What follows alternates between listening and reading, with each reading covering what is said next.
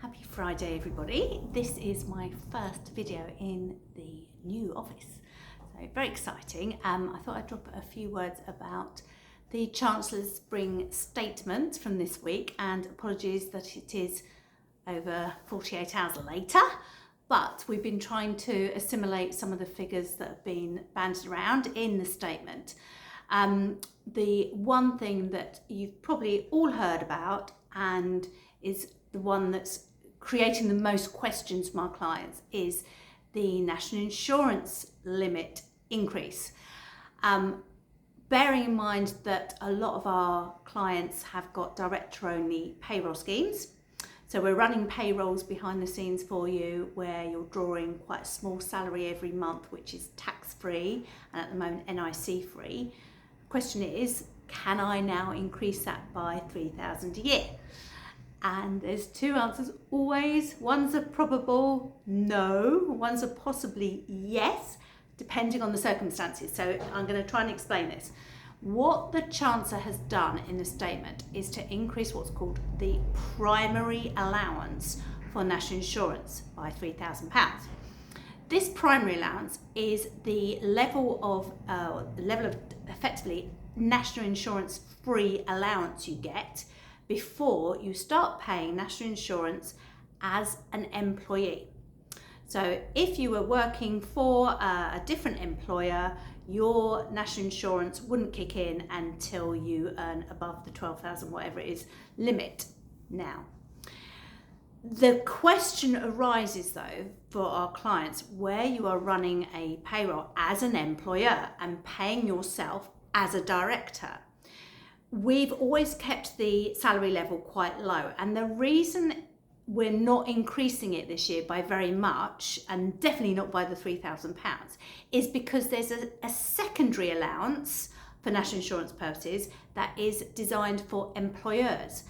And the government have only increased this slightly to just over £9,000 this year rather than the £12,000. So what that means is if you were to say pay yourself a salary as a director at the new increased 12,000 limit, okay, you wouldn't be paying any PAYE, you wouldn't be paying any national insurance as an employee, but as an employer, you would end up paying national insurance on the amount above the £9,000. So you'd end up paying employers NI on about £3,000. Some of you might be very switched on with this and say, what about the employment allowance that all small firms are given of about £5,000 a year? In fact, it's going up to £5,000 this year, which is designed to be offset against employers' national insurance liabilities. Very good question. The answer to this is that if there is only one director or two directors on the payroll scheme and no other employees, then employment allowance is not available. So if we've got a situation where Mr. Joe Bloggs is running a company with Mrs. Joe Bloggs, Josephine, I shall call her, and they are paying themselves a salary of £9,000 a year, there won't be in 22-23 any PAYE tax, any employees' national insurance, or any employer's national insurance on that level of salary.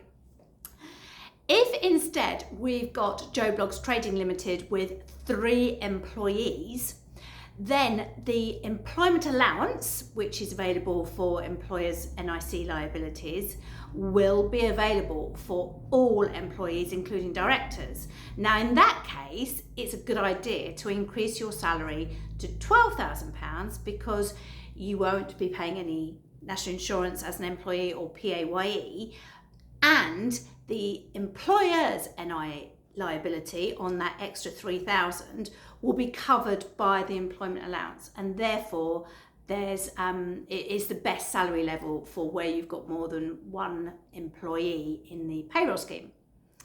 I feel like I've said national insurance and employers and employee quite a lot in this video, so apologies, and obviously as always, if you've got any specific questions, do give us a ring, and happy weekend. Bye.